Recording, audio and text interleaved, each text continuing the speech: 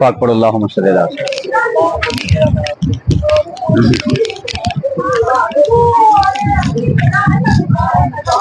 الحمدللہ الحمدللہ نحمدہ ونصلی علی رسولہ الکریم افضل الصلاۃ واتم السلام علی سید المرسلین خاتم النبیین قائد الغر المحجلین والاکرمین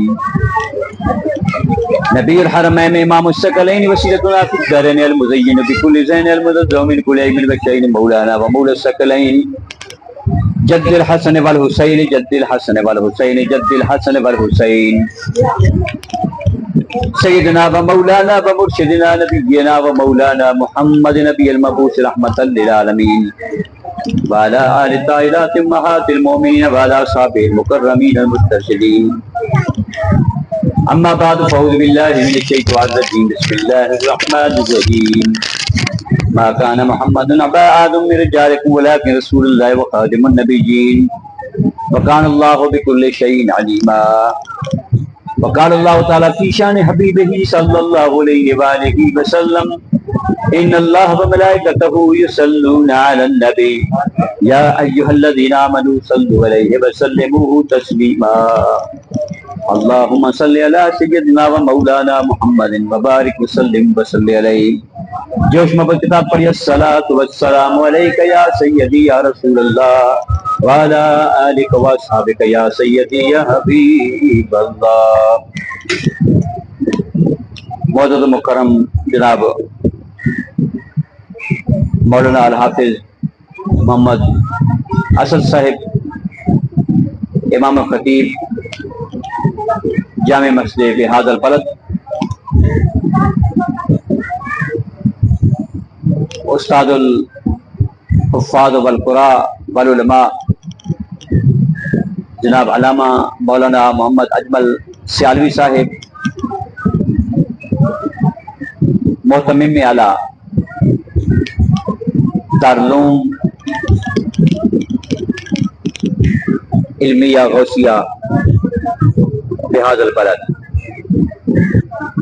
سامعین محفل اور میزبان محفل جناب محمد اسماعیل صاحب، ان کا جملہ برادران، ان کا جملہ برادری، ماسٹر صاحب، دیگر احباب ذی وقار،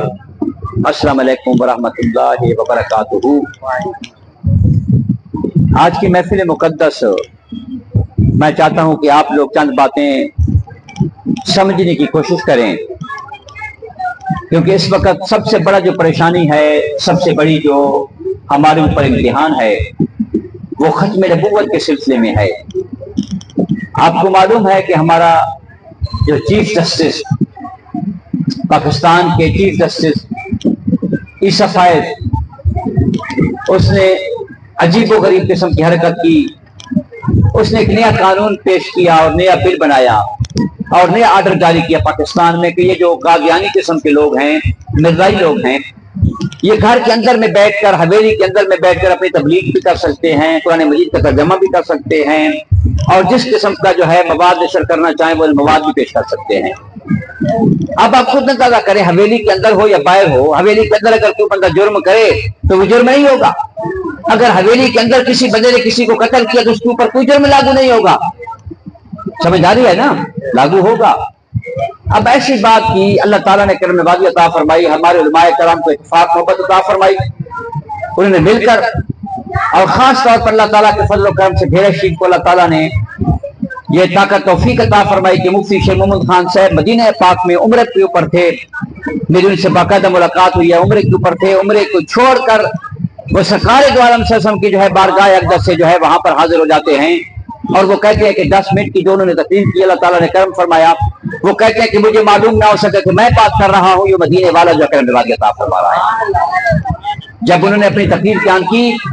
تو چیف جسٹس کے پاس کوئی بات نہیں تھی، کوئی جواب نہیں تھا، کوئی جواز نہیں تھا،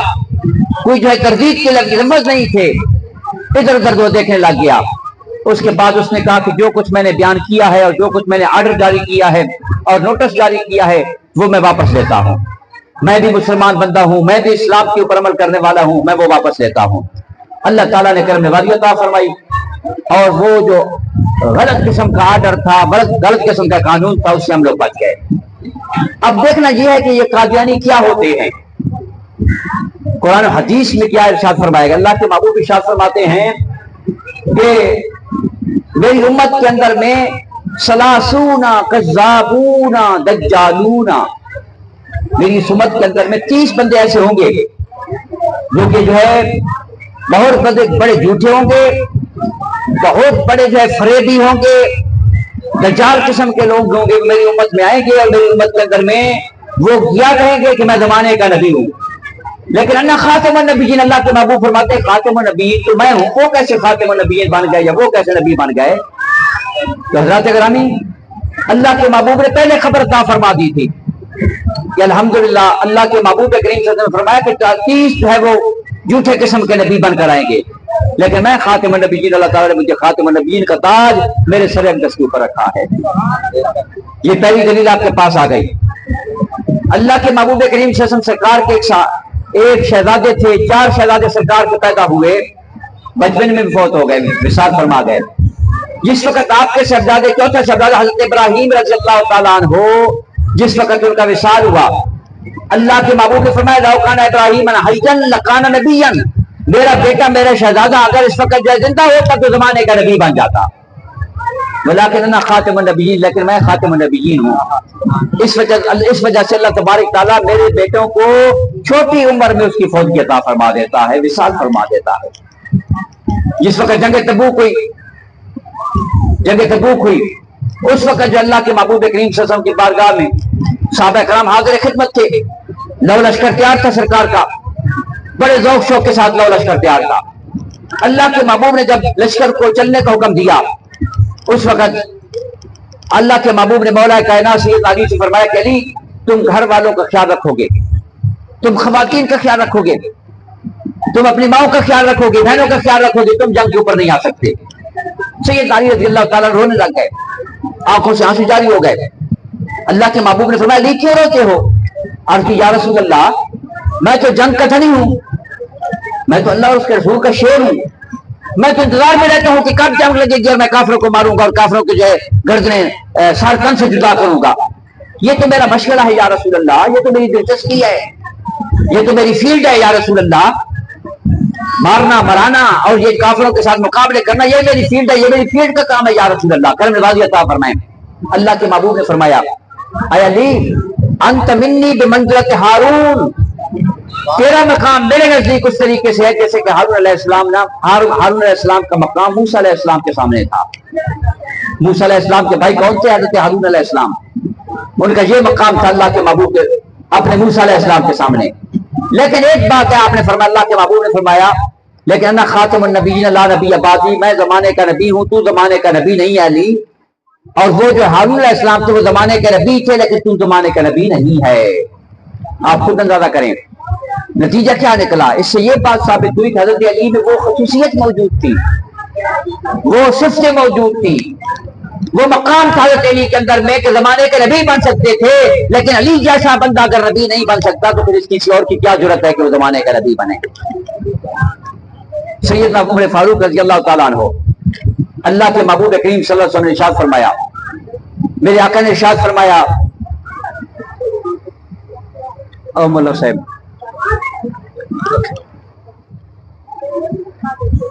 اللہ کے محبوب کریم صلی اللہ علیہ وسلم نے ارشاد، مولا اوپر بیٹھتے تشریف رکھیں، اچھا، اللہ کے محبوب کریم صلی اللہ علیہ وسلم نے ارشاد فرمایا کہ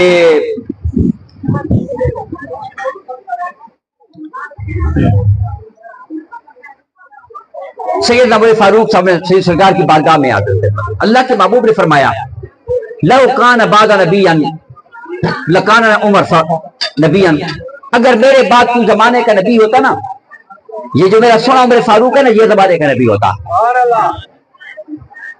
اب اس سے کیا بات ثابت ہوئی؟ اس سے یہ بات ثابت ہوئی کہ حضرت عمر فاروق میں وہ خصوصیات موجود تھیں، ان کے اندر میں وہ صفتیں موجود تھیں، ان کے اندر میں وہ پاور موجود تھی، ان کے اندر میں وہ طاقت موجود تھی، وہ زمانے کے نبی بن سکتے تھے، لیکن عمر فاروق جیسا بندہ جو ہے زمانے کا نبی نہیں بن سکتا تو پھر کسی کا باپ بھی نہیں بن سکتا۔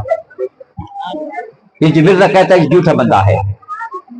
اللہ کے محبوب کریم صلی اللہ علیہ وسلم نے سرکار نے فرمایا خاتم النبیین لا نبی بعدی، میں نبوت کے سلسلے کو ختم فرمانے والا ہوں، میرے بعد کوئی نبی نہیں آئے گا۔ یہ اپنے دین کے اندر میں رکھ لیں، آپ لوگوں کے سامنے جو میں یہ ختم نبوت کی تقریر کر رہا ہوں نا، اپنے دین کے اندر میں رکھیں، اڑوس پڑوس میں دیکھا کریں۔ آج کل لوگ کچی باتیں کرتے ہیں، کمزور باتیں کرتے ہیں، آج کل بڑا پیسہ خرچ ہو رہا ہے، لوگوں کو پیسے دیے جا رہے ہیں، دکانیں بنا کے دی جا رہی ہیں، زمینیں لے کے دی جا رہی ہیں، تجارتیں بنا کے دی جا رہی ہیں، کیوں؟ تاکہ مرزائیت کی طرف جائے، متوجہ ہو جائیں۔ یہ اصل بات ہے۔ اور میرے آقا کریم صلی اللہ علیہ وسلم کی نبوت حق ہے، آپ خاتم النبیین ہیں۔ میرے آقا کریم صلی اللہ علیہ وسلم ارشاد فرماتے ہیں، سرکار کی حدیث پاک ہے، اللہ کے محبوب نے فرمایا، اپنی امت سے فرمایا، کیف انتم وعیسی ابن مریم فیکم، اللہ کے محبوب نے فرمایا تمہارا کیا حال ہوگا اے میرے صحابہ، میرے امتی، تمہارا کیا حال ہوگا جب عیسیٰ علیہ السلام تم میں امتی بن کے آئیں گے، عیسیٰ علیہ السلام تمہارے درمیان میں بیٹھے ہوئیں گے، یعنی خوشی سے کیا حال ہوگا۔ آپ خود اندازہ کریں، وہ بندہ جو اعلان کر رہا تھا وَمُبَشِّرًا بِرَسُولٍ يَأْتِي مِن بَعْدِهِ اسْمُهُ احمد، وہ سونا آنے والا ہے، اللہ کے محبوب کی آمد کا ذکر کرنے والا حضرت عیسیٰ علیہ السلام عظیم پیغمبر، ہاں جی، جس کا نام پاک آمد ہوگا، وہ عظیم پیغمبر جب یہ کہتا ہے نا، تو آپ کے جو امتی کیا کہتے ہیں؟ آپ کے امتی کہتے ہیں کہ آپ عیسیٰ علیہ السلام زمانے کے پیغمبر ہیں، آپ وہی آمد نامی پیغمبر آپ ہیں؟ آپ نے کہا نہیں، میں تو اس کے جوتے سیدھے کرنے کی اور جوتے کا چشمہ باندھنے کی توفیق نہیں رکھتا۔ یہ مقام مرتبے والی بات ہے اللہ کے محبوب کی۔ اللہ کے محبوب نے فرمایا، اب دیکھیں نا، جو زمانے کا نبی ہوتا ہے نا، وہ سب سے سونا ہوتا ہے کائنات کے اندر میں۔ جس زمانے میں جو بھی نبی آیا وہ اپنے زمانے میں سارے لوگوں سے سونا ہوتا ہے، اس میں کسی قسم کا عیب نہیں ہوتا، آنکھوں کے لحاظ سے، ناک کے لحاظ سے، نقشہ کے لحاظ سے، کانوں کے لحاظ سے، سر کے لحاظ سے، جسمانی لحاظ سے، روحانی لحاظ سے، اخلاقی لحاظ سے، صورت کے لحاظ سے، سیرت کے لحاظ سے، کردار کے لحاظ سے، اخلاق کے لحاظ سے، جو زمانے کا نبی ہوتا ہے وہ سب سے زیادہ سونا ہوتا ہے۔ ہاں جی، اور یہ جو بندہ ہے نا، اس میں تو کئی عیب ہیں، معذوری اس کے اندر موجود ہے، قادیانی کے اندر بیماری اس کے اندر موجود ہے، لڑکھڑا کے چلنا اس کے اندر موجود ہے، ایک آنکھ سے کانا یہ بندہ ہے، دانت اس کے پورے نہیں ہیں، ہاتھ اس کے پورے کام نہیں کرتے، چلنے میں پورا بندہ نہیں ہے، اس کے اندر تو ہزاروں عیب ہے اس کے بندے کے اندر میں۔ اور جو اللہ کا نبی ہوتا ہے وہ تو بے عیب ہوتا ہے، وہ تو حسن جمال کا منبع ہوتا ہے، وہ تو صاحب جمال ہوتا ہے، وہ صاحب سیرت ہوتا ہے، وہ صاحب صورت ہوا کرتا ہے۔ زمانے کا جو نبی ہوتا ہے نا، اس کا نام مفرد نام ہوتا ہے۔ مفرد کا مطلب یہ ہوتا ہے کہ ایک نام ہوتا ہے، ابراہیم، اسماعیل، عیسیٰ علیہ السلام، موسیٰ،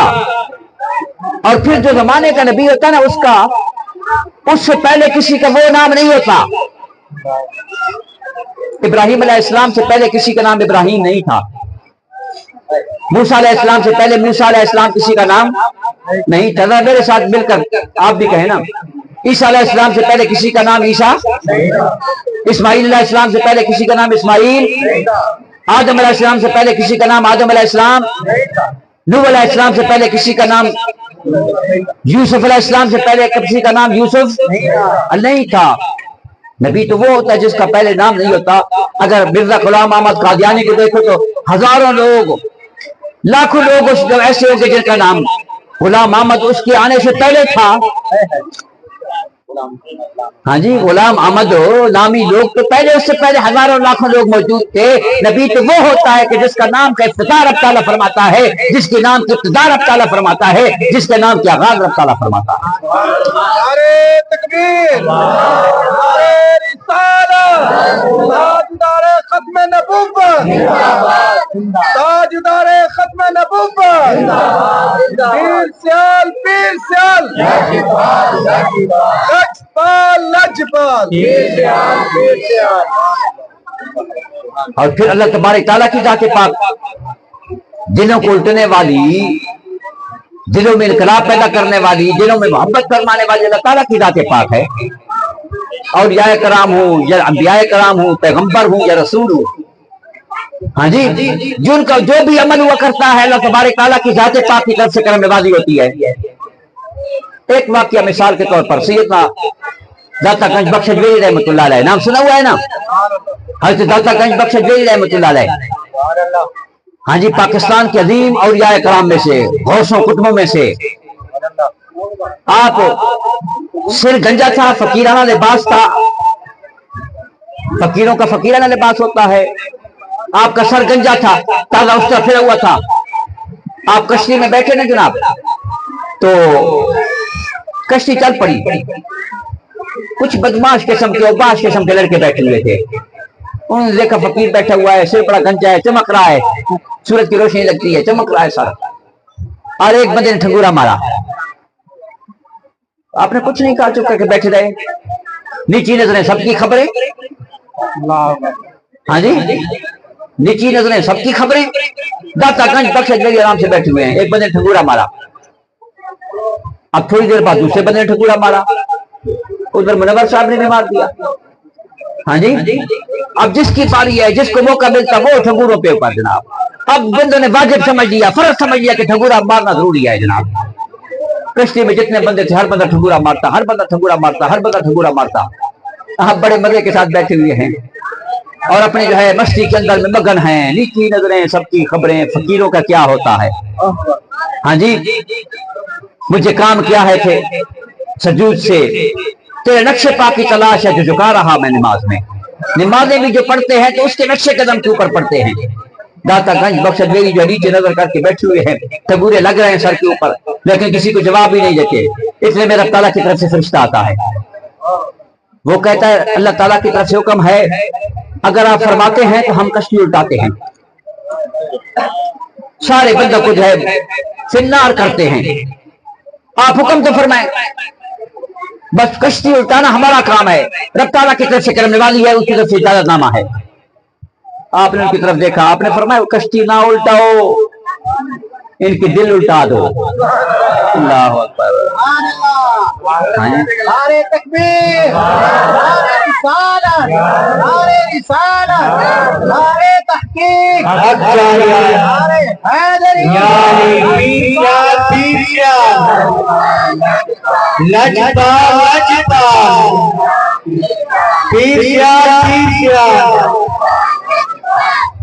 کشتی نہ اٹھاؤ، ان کے دل اٹھاؤ، ہاں جی، کشتی الٹ جائے گی، پھر نار چلے جائیں گے، مجھے پھر کیا فائدہ ہوگا؟ دل الٹ گئے تو اللہ تبارک تعالیٰ کے بندے بن جائیں گے، اس کی عبادت کریں گے، ریاضت کریں گے، رب تعالیٰ ان کی بخشش نصیب فرما دے گا۔ اللہ